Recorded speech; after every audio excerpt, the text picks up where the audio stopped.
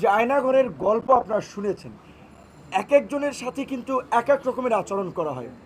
আমাকে 18ই জুলাই ভোর রাতে বা মধ্যরাতে 3টা কি 3:30টার দিকে আমাকে তুলে নিয়ে যাওয়া হয়। আমি তো আমার ছোট বাচ্চা আমার কাপড়ে প্রস্রাব করে দিয়েছিল, আমার কাপড়টা ভিজা। আমি বলেছিলাম যে ভাই আমি কাপড়টা চেঞ্জ করে যাই।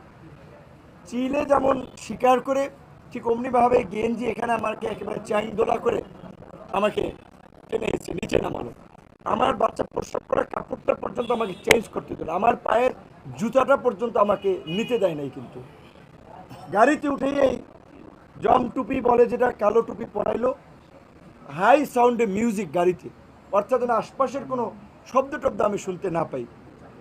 তারপরে রাতেই নিয়ে গেল, নিয়েই চোখ মুখ বেঁধে জিজ্ঞাসাবাদ এবং সেই সাথে অমানবিক, মানে বলতে পারেন যে আপনার অমানবিক মারধর করে।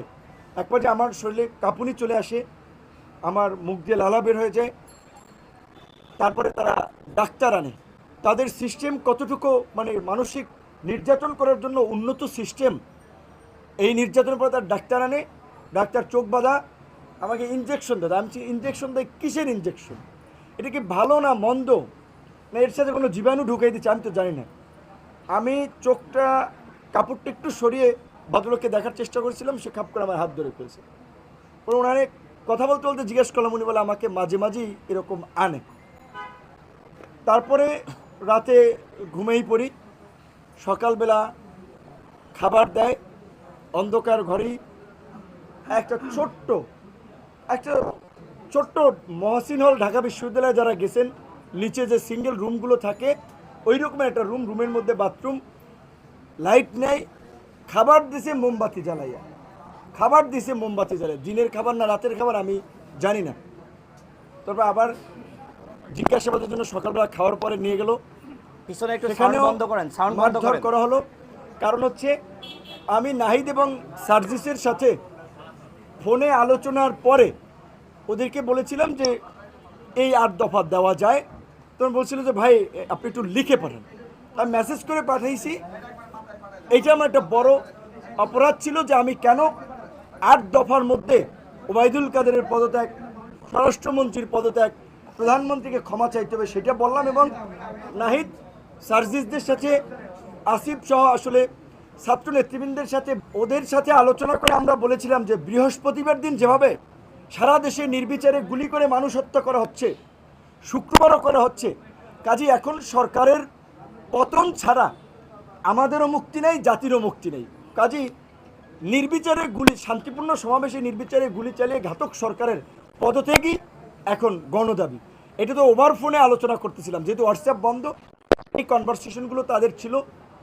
এই কারণে বিশেষ করে আমাকে বেশি টর্চার করেছিল। এবং ওই দিন নাহিদকেও নিয়ে এসেছিলো, আমাকে চোখ খুলে দিয়ে নাহিদকে দেখছে যে এই কিন্তু নাহিদ, দুইটারই ক্রসে দিয়ে দেবো। নাহিদের হয়তো আমাকে দেখাইছে চোখ বেঁধে, কিন্তু আমাদেরকে যে ক্রসে দিয়ে দেবে এরকমভাবে, যে কত শত শত মানুষ ক্রস ফায়ারে দিয়ে দিচ্ছে, চোখ মতো দু একটা দিলে কী হবে, তাদের আচরণটা এরকম ছিল।